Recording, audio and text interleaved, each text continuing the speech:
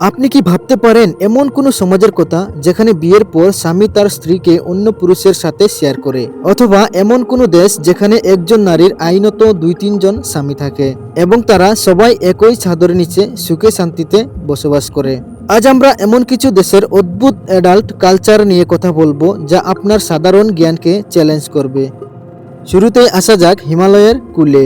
এখানে যদি এক পরিবারের বড় ভাই বিয়ে করে তবে সেই স্ত্রী ছোট ভাইদের স্ত্রী হিসাবে গণ্য হন। হ্যাঁ, আপনি ঠিকই শুনছেন, এক স্ত্রী এবং 3-4 জন স্বামী যারা আসলে একে অপরের ভাই।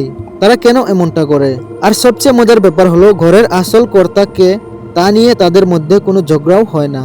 এবার চলুন আফ্রিকার নাইজেরিয়ায়। এখানে উডাবে উপজাতির এক অদ্ভুত মেলা হয়। এখানে পুরুষরা ঘন্টার পর ঘন্টা মেকআপ করে সুন্দর সাজে দাঁড়িয়ে থাকে আর মহিলারা এসে তাদের পছন্দ করে।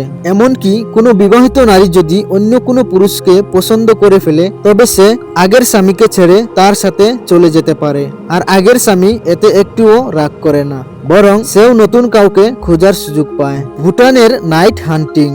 আমাদের প্রতিবেশী দেশ ভুটানে এক সময় এক অদ্ভুত প্রথা ছিল যার নাম নাইট হান্টিং। এখানে ছেলেরা রাতে জানালা দিয়ে বা গোপনে প্রেমিকার ঘরে ঢুকে পড়ত। যদি ধরা পড়তো তবে তাকে হয় ওই মেয়েকে বিয়ে করতে হতো অথবা ওই পরিবারের কাজ করে দিতে হতো। যদিও এখন আধুনিকতার ছোঁয়ায় এটি কমে এসেছে, তবে গ্রামের দিকে এখনো এর গল্প শোনা যায়।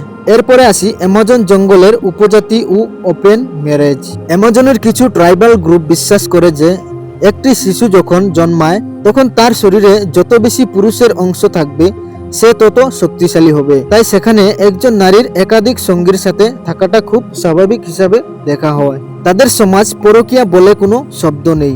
বন্ধুরা, আমাদের দেশের কালচারে এগুলো ভাবা অসম্ভব হলেও পৃথিবীর অনেক জায়গায় এটাই নিয়ম। আপনার কি মনে হয় আমাদের দেশে এমন নিয়ম থাকলে কি হতো? কমেন্টে আপনার মজাদার মতামত আমাদের জানান। ভিডিওটি ভালো লাগলে বন্ধুদের সাথে শেয়ার করুন আর সাবস্ক্রাইব করতে একদম ভুলবেন না। দেখা হচ্ছে পরের ভিডিওতে। ধন্যবাদ।